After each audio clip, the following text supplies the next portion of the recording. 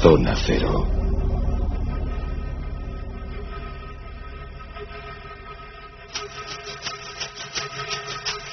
Entramos en nuestros monográficos Zona Cero y hoy me honro presentar un libro fantástico, un libro que me ha encantado, me parece de lo mejor que se ha escrito sobre la guerra de la independencia española en los últimos años. Se ha revisado la historia, se han puntualizado ciertos detalles y se ha concretado sobre el papel o sobre la actuación que han jugado guerrillas, ejércitos regulares, invasores, británicos. O sea, la verdad es que sobre la guerra peninsular, que así la llaman los anglosajones, mucho se ha lucubrado y un capítulo, un momento tan decisivo para nosotros, no en vano, gracias a la guerra de la independencia entramos de lleno en nuestra edad contemporánea aquí en España. Pues vamos a seguir discutiendo a propósito del libro que nos presenta Carlos Canales en la edición en ediciones Nautilus y en la colección Breve Historia que servidor dirige. ¿Qué tal, Carlos Canales? Buenas noches. Hola, buenas noches. Abrumado, tanto elogio. Pues la verdad, no, pero es cierto, mira que nos conocemos hace años, pero siempre consigues sorprenderme. Me alegro. Y ahora con tu nuevo libro, la verdad es que chapó, Carlos. Qué gran trabajo. Decimos Breve Historia, son 304 páginas. Bueno, pero es breve. No soy Oman, ni Napier, ni Aceche, ni nada parecido. Esos que hacían 300 tomos y cosas parecidas. O sea, es breve de verdad. Las 4 páginas es breve porque además es gracioso. Con Jesús lo hablaba cuando nos encargaste los libros para tu colección y a mí me hizo gracia porque abreviando mucho me salieron 340. 340. Con lo cual, en el fondo ha quedado incluso breve de verdad. No, pero sí que me ha gustado muy amena. A ver si pronto nos regalas una novela, Carlos, porque yo creo que ya tienes ahí los mimbres necesarios, ¿eh? Ya tienes pues la verdad es que, bueno, ya, mira, esto sí que es una primicia. Jesús yo creo que sí lo sabe.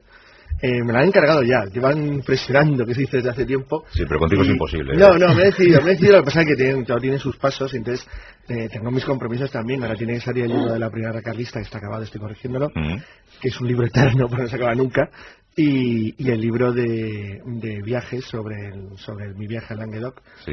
El país de la Cruz Amarilla. Y hace poco hiciste Aníbal también, ¿no? Bueno, el Aníbal además, el Aníbal es gracioso. Bueno, el Aníbal fue un encargo que además también, pero me pareció muy divertido, sobre todo porque me hacía mucha ilusión tener un libro publicado en varios idiomas. Porque te lo han publicado en 5 idiomas, sí, ¿no? Sí, en 5, y va muy bien. Además, no conozco a nadie en la revista La Lectura de la Historia, pero van 2 críticas mías seguidas muy buenas, y les están gustando al parecer, lo cual pues yo decir que esto me sorprende. Sí, mira, tenemos aquí a Jesús Callejo, que hoy viene vestido de, pues bueno, viene un poco de Wellington, ¿no? Sí. Por la Casa Carroja dices. Sí.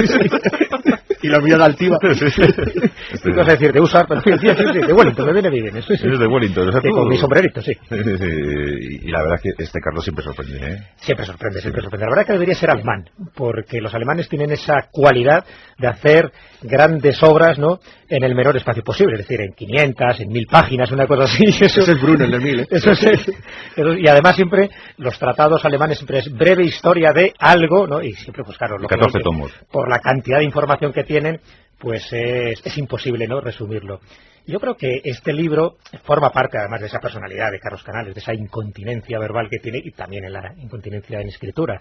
Así que ha sido capaz de resumir, y mira que tiene mérito, en solo esas 304 páginas, pues toda una historia tremenda, ¿no?, de esa guerra de la independencia, que es verdad, yo estoy de acuerdo contigo, Juan Antonio, de que estamos hablando del mejor libro que se ha escrito hasta el momento de este tema, ¿no? Y además aclarando muchos de esos conceptos que quedaban muy difusos, esa participación que tuvo José Bonaparte, por ejemplo, que ahora nos hablará y que es una cosa que me interesa muchísimo, ¿no?, tan denostado por otra parte, pero que sin embargo Carlos, pues de alguna forma le reivindica porque ve ese aspecto positivo que tuvo. Es decir, hay tantas cosas en este libro, ¿no?, que yo creo que es el clásico manual que tiene ahora que tener cualquier persona, ¿no?, que le guste, por supuesto, la guerra de la independencia y la historia contemporánea, porque yo creo que no se puede resumir tan bien en tan pocas páginas, a pesar del título, pues tanta información y sobre todo, no solo la parte textual, sino la parte infográfica, la parte también de las ilustraciones, que me parecen que es un acierto importantísimo. Yo me lo he leído con absoluto frenesí,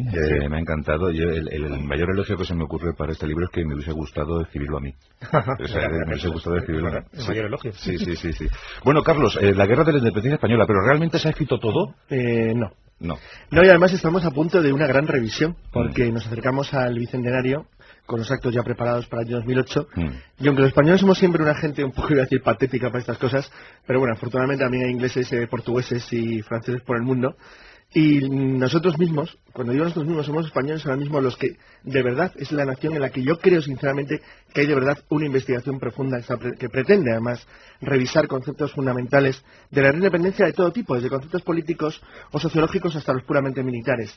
Creo que la historiografía en español, no digo en inglés, adolece de un gran problema, y es que es heredera de lo que se ha escrito de manera tradicional principalmente a lo largo de los siglos XIX y primeros del XX. ¿Los anglosajones han influido mucho? Demasiado y además mal. Bueno, yo voy a decir que no, porque por ejemplo el último que he leído yo es el libro de Arteche, que se separa un poco de la historia básica que tanto de Oman como de Napier.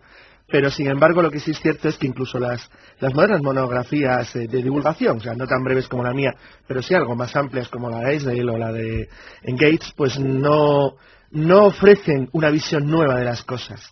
Creo que la visión nueva de las cosas se está haciendo desde aquí, por historiadores profesionales, gente de valía, de universidades españolas, y por muchos no historiadores, es decir, gente que está investigando, pero investigando en el campo, en el lugar, es decir, gente que de verdad intenta saber qué es lo que ocurrió ateniéndose a las pruebas y no a los mitos. Por ejemplo, siempre se ha minusvalorado el papel del ejército español, ¿verdad? Sí, es una tradición y es un enorme error. Bueno, más que minusvalorado no quiere decir que se haya hecho aquí necesariamente, es decir, los historiadores españoles no lo han hecho, lo ha hecho el mito popular. El mito popular, sí. ¿Por qué? La idea es que el ejército español era una cosa ineficaz y que llegaron los británicos en nuestro auxilio. Pero es que ha venido por los dos lados. Los británicos siempre lo han considerado así, que nosotros una especie de chusma, que andábamos por allí y que poco más o menos que España y Portugal pusieron el escenario para que ingleses y franceses dieran de tortas, cuando en realidad obviamente la cosa no era así. En el caso español es que se mitificó de tal manera la guerrilla de la Revolución Popular que se dio durante el periodo de la guerra, que es cierto, ocurrió, que eso borró en cierto modo cualquier otra cuestión. Por ejemplo, si hay una batalla en la que los guerrilleros no tuvieron ningún papel, es Bailén. Y sin embargo la idea popular es justo la contraria. Es el primer desastre napoleónico. Claro, y luego el otro gran problema, bueno, digamos que yo los factores, los mitos, se puede hacer un libro que se llama la falsa realidad de la independencia en la historia española, o los mitos populares españoles sobre la guerra, porque son prácticamente todos falsos. Por ejemplo, uno de los grandes héroes populares, y por cierto, pronto muy famoso porque desde la Fundación 2008 y desde Zaragoza se está haciendo una gran labor para las conmemoraciones que vienen dentro de unos años, en concreto los dos grandes sitios de Zaragoza.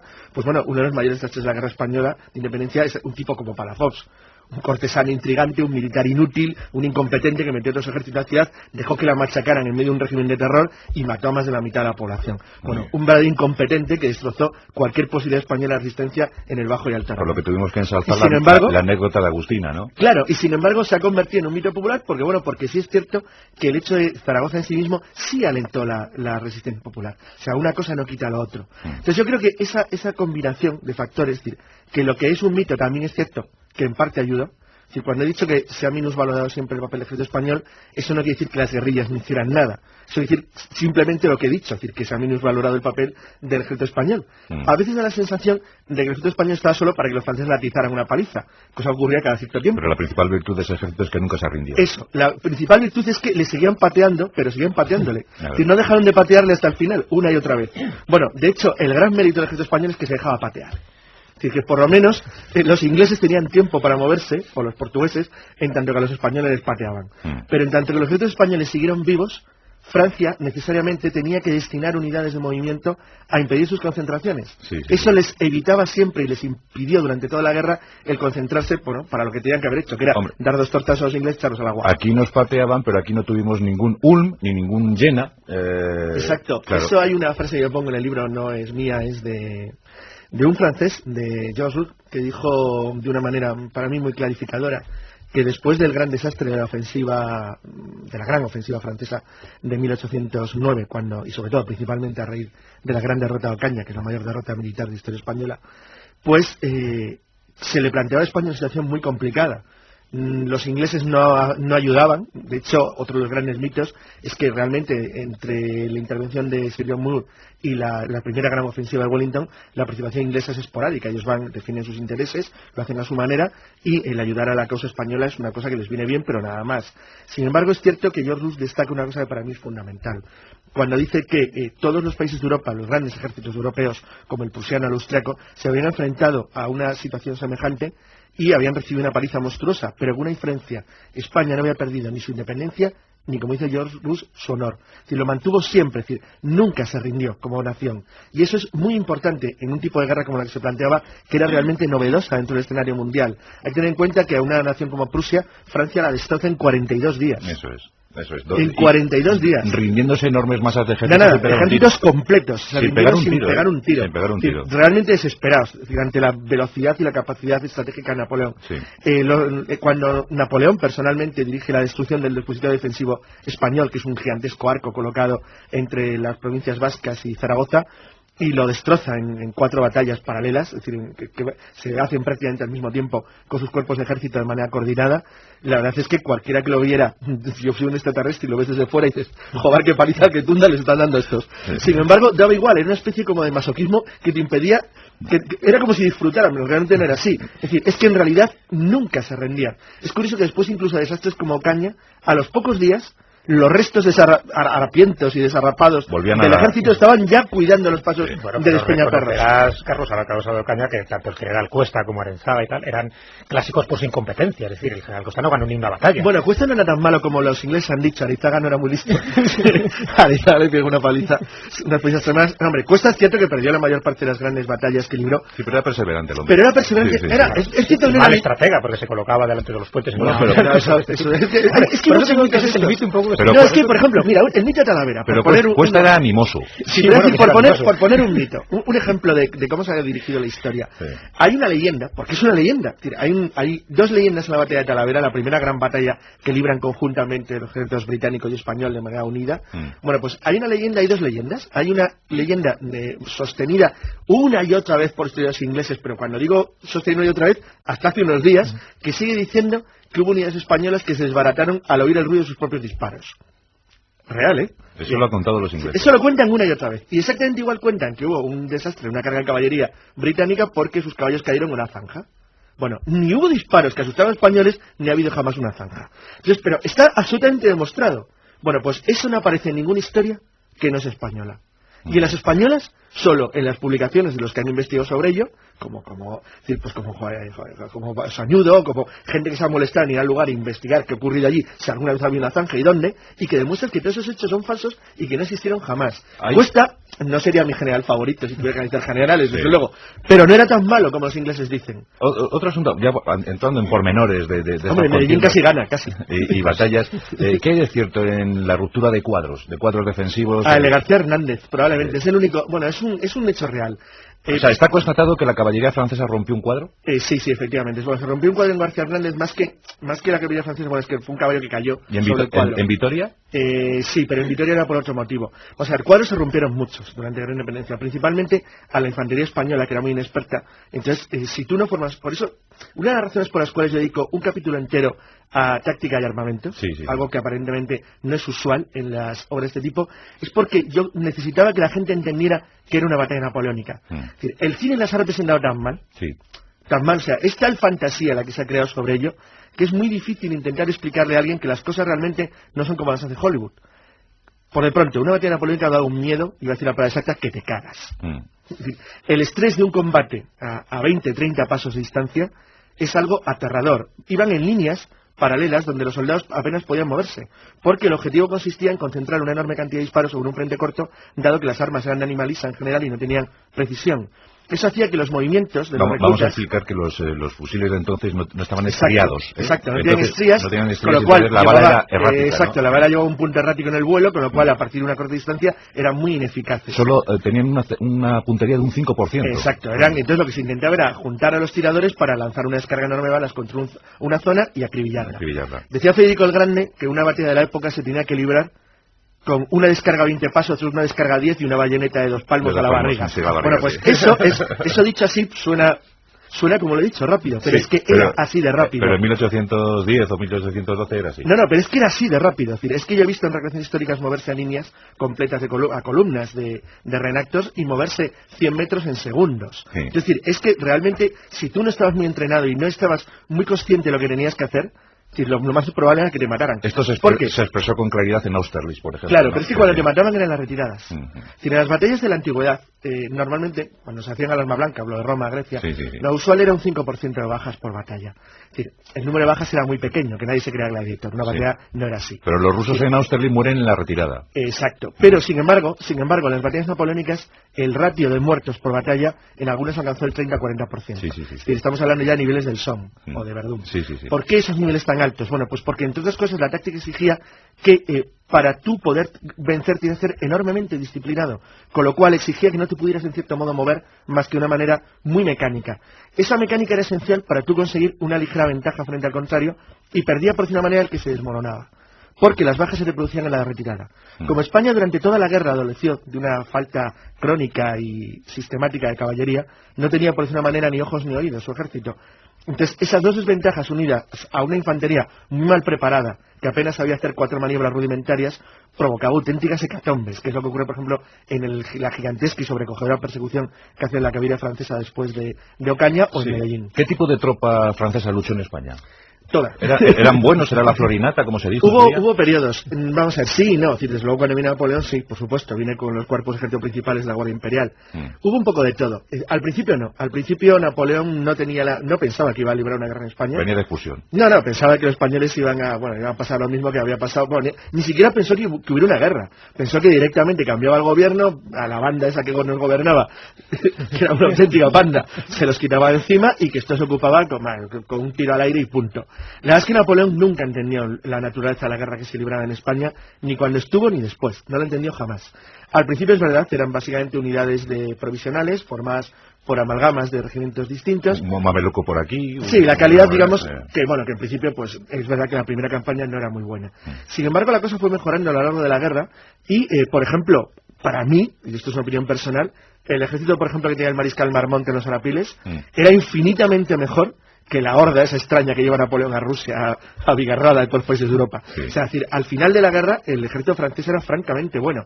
Ya no eran los reclutas en general de infantería, eran principalmente chicos muy jóvenes, muy jovencitos. Es decir, la edad media de los soldados franceses en España anduvo en lo que era infantería, soldados rasos, entre los 17 y 18 años. Eran verdaderos críos. Sin embargo, estaban muy bien mandados y muy bien dirigidos por cuadros intermedios y por oficiales muy bien preparados y muy motivados, que hacían que, ante una infantería muy similar, que como era la española, formada también por gente sin adiestrar y sin entrenamiento, casi siempre ganaban.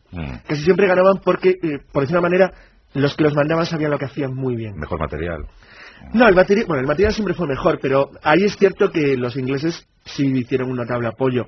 El ejército inglés era mejor de lo que los propios ingleses dicen, no muy críticos con ellos mismos. El único problema que tenían era que es cierto que se produjeron escenas tremendas. O sea, hay veces que cuando escribes sobre la independencia y ves lo que hicieron con algunas ciudades españolas, te cuesta creer lo de la palabra aliados. Porque saqueos como el de San Sebastián, el de Badajoz o la terrorífica retirada del Mur hacia Coruña, que parecía realmente una horda asiática, una horda tártara retirándose, era una cosa increíble. Jesús, te veo aquí con el retrato de José Bonaparte. Eres un poco afrancesado, te lo tengo que decir también. No, precisamente esa mi debilidad. Sacándole brillo a Pepe Botella y no sé. Al Pepe Botella, sí, la verdad es que siempre me ha fascinado este personaje, ¿no? Tan mal interpretado. Pues hay quien dice que tenía buenas intenciones. Exacto, es un poco esa pregunta la que le quería hacer a Carlos, porque Pepe Botella, ya solo el nombre ya es bastante peyorativo, con lo cual nos indica, ¿no? Lo que le daba aquí al vinorro, que le debería gustar no solo a las mujeres, sino también el buen vino español. Sí es verdad que es lógico que llega en un momento de ocupación y eso a nadie le interesa, ¿no? Pasa un poco como Madeo de Saboya, ¿no? Cuando llega, no en un momento de ocupación, pero alguien que no es querido, alguien que no sabe el español y que dice que pinta aquí, ¿no? Entonces yo creo que algo le pasó también a Pepe Botella, que comenta, ¿no? Y eso te lo quiero preguntar a ti como especialista. Eso ya he dicho a Pepe Botella directamente. Sí, ya directamente, porque José Bonaparte, vamos a decirlo ya en plan castizo. Comentan, y te lo pregunto, que si hubiera estado mucho más tiempo en España, es decir, si le hubiéramos dado alguna oportunidad, que por supuesto hubiera demostrado con creces que era mucho mejor gobernante, como tú dices, que la banda que no estaba gobernando. Bueno, es casi imposible que España tuviera un rey peor que Fernando VII. Es casi imposible, de hecho es imposible. Entonces, como es imposible tener un rey peor que semejante bicho, pues es imposible que hubiera llegado a semejante extremo de abyección. Qué feo era. Yo no pongo bien en como lo he retratado también. Goya, digo que el retrato que hizo fue es bastante pernicioso. Puedes leer luego si quieres la introducción que hago, que es una frase de John Rus sobre el cuadro de Goya, porque me parece demoledor. Decían los malvados que tenía un miembro viril tan enorme que tenía que ponerse un tope. Es imposible. Bueno, lo que quería decir es que yo no pongo demasiado bien el libro a José Bonaparte, porque ahí sí que... Yo creo que es la parte más personal de todo el libro. Y me explico un poco. Últimamente está muy de moda hablar bien de José Bonaparte. Que si era un hombre bien intencionado, que si era una buena persona, que si no era lo que se decía... bueno, pues yo doy mi opinión, no era nada de lo que se decía. Ni era un borracho, ni era un bebedor, ni era un vago. Es decir, no era nada de eso. Sin embargo, nunca hubiera sido un buen rey de España. ¿Por qué? Bueno, los hechos lo demuestran. Por de pronto, porque nunca hubiera sido rey de España. Hubiera sido el rey títere de su hermano. Napoleón tenía un concepto patrimonial típico de la nobleza corsa, entonces colocaba a sus hermanos y yernos por los diferentes tronos de Europa, porque es curioso, una persona tan inteligente como Napoleón y tan avanzada en muchas cosas, sin embargo tenía un concepto medio mafioso de la familia, entonces él colocaba a sus hermanos en los reinos. Era el jefe de la banda. Claro, a Jerónimo en Westfalia, a Luis en Holanda, a su cuñado Murat en Nápoles, él los tenía todos colocaditos, y a su hermano, al que por cierto respetaba bastante, al principio en España. Bueno, ¿por qué digo que no hubiera podido ser un buen rey? Bueno, pues por de pronto porque no hubiera impedido que España hubiera dejado de ser España. De hecho, aunque esto se habla muy poco, España había dejado de ser España. Porque en 1812 Napoleón había decidido reunir, entre comillas, era la palabra que usó, las provincias catalanas a Francia. Sí. El objetivo era, en un par de años, hacer exactamente lo mismo con lo que hoy es Aragón, al norte del Ebro y Navarra. O sea, y probablemente con las provincias vascas. Napoleón hizo una especie de intentona como hizo Carlomagno, ¿verdad? La marca hispánica. Sí, Napoleón iba a destrozar España, exactamente igual que se había apoderado de parte de Alemania, de Holanda, de las provincias ilirias. Él hubiera ido extendiendo probablemente su poder y su control en una estructura departamental muy similar a las francesas. Por cierto, esto me hizo pensar en un detalle bastante interesante. Si Napoleón hubiera tenido éxito, los catalanes ahora no hablarían catalán. No, hablarían francés. ¿Hablarían francés? Claro. El catalán no existiría. Sería una cosa en extinción. El catalán existe porque España ganó la guerra, si no, no habría ningún catalán en el mundo. Ya que estás, yo no sé es un detalle curioso porque se olvida muy a menudo. Yo no sé si preguntarte esto, Carlos. Si Napoleón gana la guerra, ¿qué hubiese pasado con las colonias americanas? Probablemente se hubiera independizado exactamente igual, tal y como lo hicieron. Igual, como hizo Haití, ¿no? Claro, de la misma forma, porque el problema, vamos a decir, si Napoleón gana la guerra, hay dos formas. Tienen los contrafactuales que se hacen sobre historia napoleónica futura. Siempre hay dos variantes cuando Napoleón gana la guerra. Con un pacto con Inglaterra o tomando Inglaterra. Si toma Inglaterra, es posible que hubiera tenido alguna posibilidad de impedir una secesión por lo menos rápida de las colonias americanas. ¿Y de la otra forma nunca. De la otra forma nunca, porque la marina inglesa jamás se hubiera permitido que se hubieran enviado refuerzos al continente americano. Pero Bolívar, San Martín hubiesen surgido igual. Hubieran surgido probablemente igual. Lo que pasa es que hubiera cambiado la historia probablemente en un sentido importante. Y es que, una cosa que yo insisto mucho, de hecho, a cualquiera coja el libro que le extrañará es que dedico prácticamente más tiempo al primer año, es decir, a lo que ocurre antes de la guerra y al primer año de la guerra, que a todo lo demás. Y es porque el gran drama que tiene España en 1808, y esto es interesante, que tomen nota los pacifistas, pues algún día ocurre en el futuro, es que la gran desgracia española es que hiciera lo que hiciera iba a acabar en guerra. Es decir, no tenía ninguna posibilidad de estar en paz. Es decir, no cabía ninguna posibilidad de ser neutral. Es decir, no podía por una sencilla razón. Es decir, Godoy, que hizo un esfuerzo enorme, otra persona por cierto muy denostada, que hizo un esfuerzo enorme por intentar poner en marcha y en funcionamiento el ejército español, no lo logró, pero por lo menos hizo un esfuerzo para intentarlo, se encontraba con un drama que no tenía solución. Y es que es muy fácil de decir ahora, hombre, es que fuimos a la ruina de Trafalgar por los franceses. ¿Qué hubieras hecho si no? Genio. Ir a una guerra contra Napoleón en 1801. Es decir, el problema con Francia era que si tú no estabas con ellos, consideraban que era su enemigo. Pero si tú estabas con ellos, lo consideraban los ingleses. No había solución. Es decir, acabábamos en guerra exactamente igual. Se olvida siempre que la guerra con Inglaterra no la provoca España. La provoca Inglaterra. Inglaterra ataca unas fragatas que vienen del Plata, con plata y caudales, por cierto, de la tropa destinada allí, y las asalta sin declaración de guerra cerca de la costa española, y las destruye a las 5. Entonces, esa es la declaración de guerra contra España. Es decir, España no provoca la guerra con los ingleses, es que no puede evitar la guerra con los ingleses, porque la única manera que tiene de evitarla es hacer lo que hizo en 1793, enfrentarse con Francia, que por cierto, cuando lo hizo, no tuvo ningún apoyo inglés. Otra cosa es que luego nos llegarán los Villeneuve de turno, ¿verdad? Y nos arruinarán. Claro, esa es otra historia. Por cierto, España no pierde la flota en Trafalgar. Que va a perder. España lo que pierde es el ánimo en Trafalgar. Eso sí. Y España, perdimos el Santísima Trinidad. Otra de las famosas historias nuestras. No, somos nosotros solos. Con nuestra especie de pasmo habitual, los que nos quedamos de repente como paralizados. España no pierde la flota. La perdemos nosotros. Dejamos que se pudra en los puertos en los 5 años siguientes. Es decir, o se pierden desastres como lo que ocurre en Ferrol, cuando los franceses prácticamente con 2 tiros capturan 8 navíos de línea. Eso es. Y todo el arsenal de la Armada Española en el norte de España, perdemos, sin prácticamente resistencia. Estoy de acuerdo contigo. Hay un montones de cosas que perdemos el espíritu. Claro, es decir, hay una especie de extraña historia en torno a la guerra de independencia que ha hecho que seamos incapaces de ver la realidad. O sea, es como si nosotros mismos, como si el pueblo español durante los últimos 150 años no quisiera ver las cosas tal y como son, sino como de una manera fantasiosa se le ha hecho creer. Es decir, es una historia extrañísima. No, mira, a mí Jesús me tiene alucinado. Acaba de dejar el retrato de Pepe Botella y acaba de sacar un trabuco. Ahora se ha vestido de guerrillero, pero esto es otro de los mitos, ¿no, Carlos? Un mito más consistente y más firme, ¿eh? No con ese trabuco, porque la verdad es que yo creo que sí que forma parte un poco, fíjate, iba a decir de las leyendas rurales, ¿no? Porque ya no son las leyendas urbanas, pero cómo se forjó, hombre, ¿no? Gran parte de la independencia. 40.000 se echaron al monte, ¿eh? Con esos empecinados, con esos curamerinos, es decir, con esa gente que realmente son los que movieron pequeñas tropas, pero que en definitiva es lo que hizo que se hiciera esa mella y que al final en esa Constitución de 1812 se marcara un poco el principio del fin de la Guerra de la Independencia. Claro, yo quería, de las guerrillas, yo quiero destacar en el libro varias cosas. 2, por ejemplo, esenciales. Una, la guerrilla es decisiva, la guerra de independencia. Sí.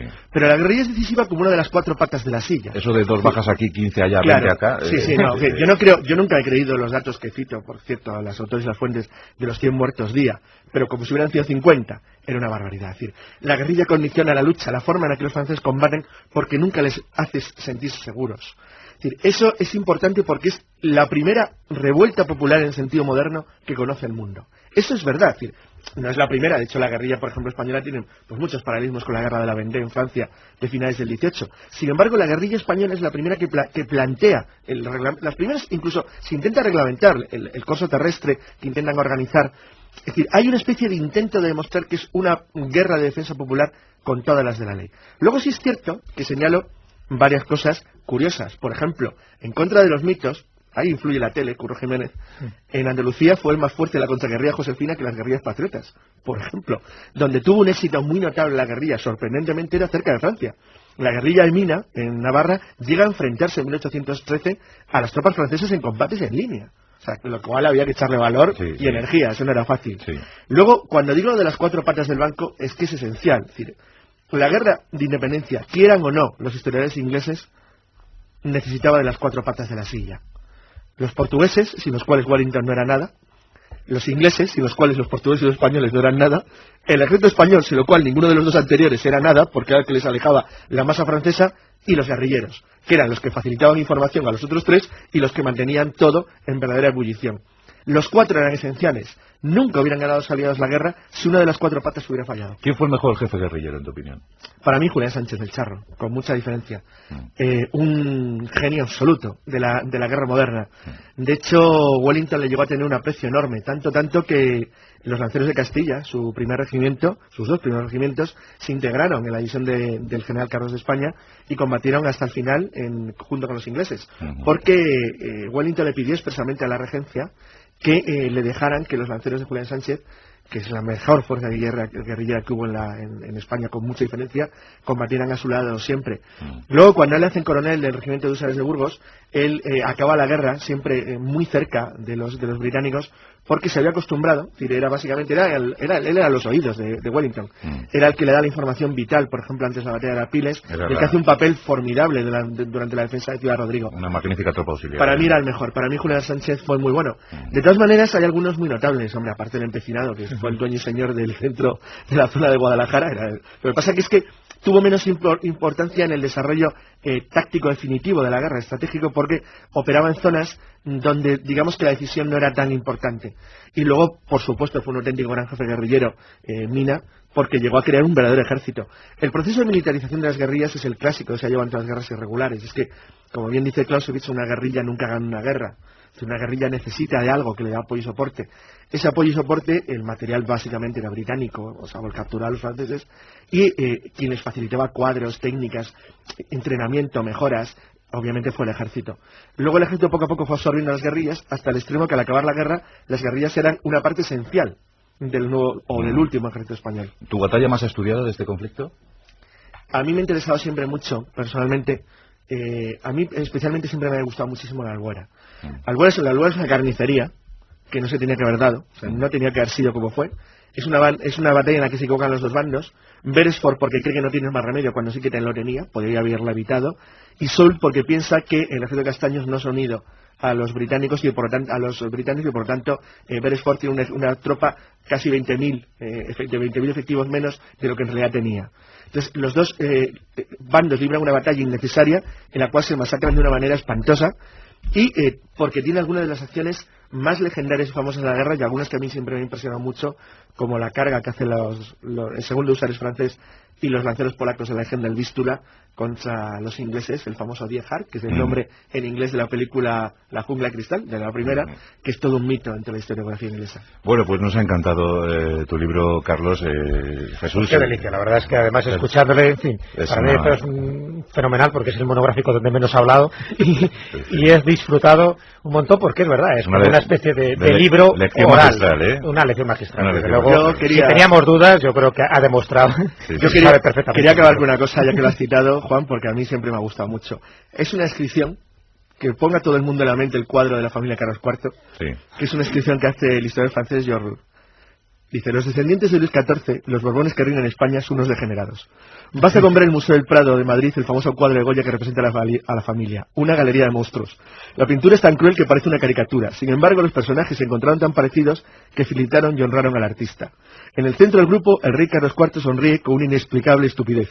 Es un hombrachón de 60 años, de pesada corpulencia, aspecto bonachón y de aire completamente alelado. Respira la tontería más desesperante. A su lado, la reina María Luisa, una arpía ajada, desdentada, de mirada apagada y maligna. Por encima de los perifollos y colorines, exhibe una especie de cabeza de ave rapaz. Tiene a la vez algo de bruja y de lechuza. El heredero del trono, Fernando, príncipe de Asturias, es un bobo cuyo rostro ininteligible y socarrón refleja la imbecilidad y la bellaquería.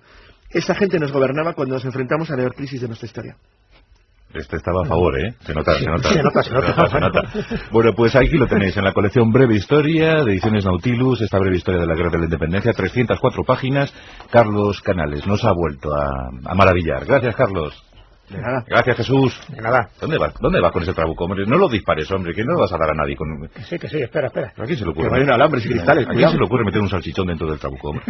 Esas 304 páginas, pues toda una historia tremenda, ¿no?, de esa guerra de la independencia. Es verdad, yo estoy de acuerdo contigo, Juan Antonio, de que estamos hablando del mejor libro que se ha escrito hasta el momento de este tema, ¿no? Y además aclarando muchos de esos conceptos que quedaban muy difusos, esa participación que tuvo José Bonaparte, por ejemplo, que ahora nos hablará y que es una cosa que me interesa muchísimo, ¿no?, tan denostado por otra parte, pero que sin embargo Carlos, pues de alguna forma le reivindica porque ve ese aspecto positivo que tuvo. Es decir, hay tantas cosas en este libro, ¿no?, que yo creo que es el clásico manual que tiene ahora que tener cualquier persona, ¿no?, que le guste, por supuesto, la guerra de la independencia y la historia contemporánea, porque yo creo que no se puede resumir tan bien en tan pocas páginas, a pesar del título, pues tanta información y sobre todo, no solo la parte textual, sino la parte infográfica, la parte también de las ilustraciones, que me parecen que es un acierto. Nos regalas una novela, Carlos, porque yo creo que ya tienes ahí los mimbres necesarios, ¿eh? Ya tienes pues la verdad es que, bueno, ya, esto sí que es una primicia. Jesús yo creo que sí lo sabe. Me la han encargado ya, llevan presionando, que se dice desde hace tiempo. Sí, pero contigo es imposible. No, me he decidido, lo que pasa es que tiene sus pasos, entonces tengo mis compromisos también. Ahora tiene que salir el libro de la Primera Carlista, que está acabado, estoy corrigiéndolo, que es un libro eterno, pero no se acaba nunca, y el libro de viajes sobre mi viaje a Languedoc, el país de la Cruz Amarilla. Y hace poco hiciste Aníbal también, ¿no? Bueno, el Aníbal además, el Aníbal es gracioso. Bueno, el Aníbal fue un encargo que además también, pero me pareció muy divertido, sobre todo porque me hacía mucha ilusión tener un libro publicado en varios idiomas. Porque te lo han publicado en 5 idiomas, ¿no? Sí, en 5, y va muy bien. Además, no conozco a nadie en la revista La Lectura de la Historia, pero van 2 críticas mías seguidas, muy buenas, y les están gustando al parecer, lo cual pues iba a decir que esto me sorprende. Sí, mira, tenemos aquí a Jesús Callejo, que... La Zona Cero.